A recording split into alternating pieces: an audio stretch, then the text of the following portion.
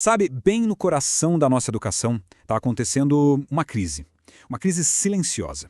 E ela atinge em cheio quem está lá na linha de frente, formando as próximas gerações, os professores. Hoje, a gente vai mergulhar fundo na questão da saúde mental dos docentes aqui no Brasil. E para isso, nos baseamos numa curadoria de materiais muito rica, feita pelo professor Rogério Joaquim Santana. A ideia é entender os dados, as causas e, claro, buscar algumas saídas. E o ponto de partida é uma pergunta que, olha, ecoa por milhares de salas de aula. Quem é que cuida de quem educa? Se a gente parar para pensar, os professores são um pilar que sustenta a sociedade. Então, quem está garantindo que esse pilar não rache? A resposta, como vamos ver, é bem preocupante. Para a gente ter uma ideia do tamanho do problema, vamos direto para os números. Olha só isso. Um estudo com professores da rede pública do Paraná revelou um dado que assusta: 75%. É isso mesmo. 3 em cada 4 educadores apresentavam o que os especialistas chamam de distúrbios psíquicos menores. É um número que, sozinho, já acende um baita sinal de alerta, né? E não para por aí. Isso era só o quadro geral. Quando a gente olha mais de perto para condições específicas, a coisa fica ainda mais séria. 70% desses mesmos professores relataram sintomas de ansiedade. Aquela preocupação constante, o nervosismo, isso virou parte da rotina deles na sala de aula. E para fechar esse panorama inicial, o mesmo estudo mostrou que quase metade, 44% dos professores, apresentavam sintomas de depressão. Sabe aquela tristeza que não passa, falta de interesse? Juntando tudo isso, a gente tem um retrato que, sinceramente, não dá para ignorar. Pois é. E é fundamental lembrar que por trás de cada porcentagem dessas existem pessoas, existem histórias. Então vamos tentar entender agora quais são os sinais dessa crise silenciosa, como é que ela aparece no dia a dia de quem ensina. E como é que se identifica isso? Muitas vezes os sinais são sutis, sabe? Começa com uma irritabilidade fora do comum, um sono que não descansa, dificuldade para se concentrar. Às vezes vira até uma apatia, um desligamento emocional das coisas que a pessoa gostava de fazer. No fundo, cada um desses sintomas é um pedido de ajuda, mesmo que silencioso. Ok, então a gente já viu os sintomas. Mas de onde vem tudo isso? A grande pergunta é: por que tantos profissionais estão adoecendo? Vamos tentar entender agora quais são as raízes desse problema. Uma palavra que aparece muito para definir esse quadro é burnout. E olha, é muito importante entender o que isso significa. Não é só um cansaço, tá? É um esgotamento total, físico e emocional. Ele é causado por aquele estresse que não acaba nunca no trabalho e que leva a pessoa a uma desmotivação completa. Exato. E o estresse é o grande gatilho para tudo isso. É a resposta do nosso corpo e da nossa mente para toda a pressão que vem de fora, sabe? E ele se manifesta como tensão, como fadiga. Se esse estresse vira rotina, aí sim, ele pode levar ao burnout e a um monte de outros problemas.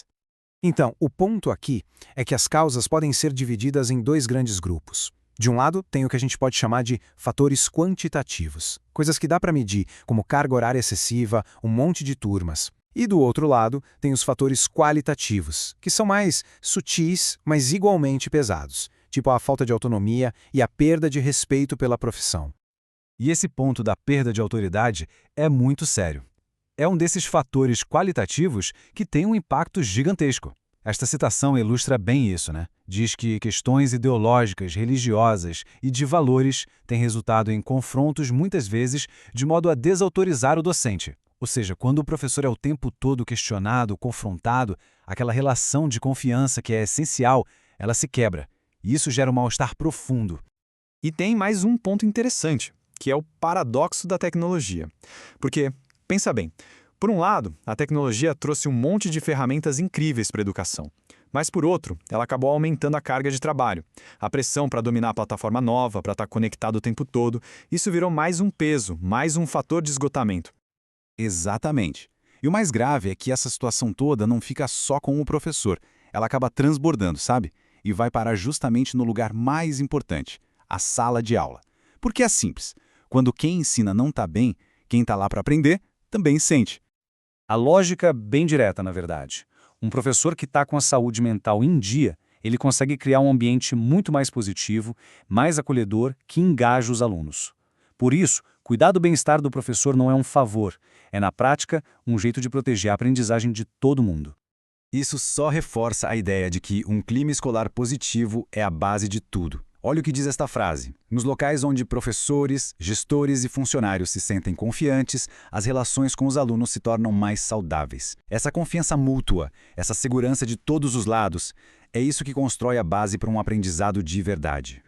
Bom, diante de tudo isso, a grande pergunta é, tá, e o que a gente faz? A boa notícia é que existem saídas, existem caminhos a serem seguidos, que passam tanto por soluções maiores do sistema, quanto por ações individuais de cada um.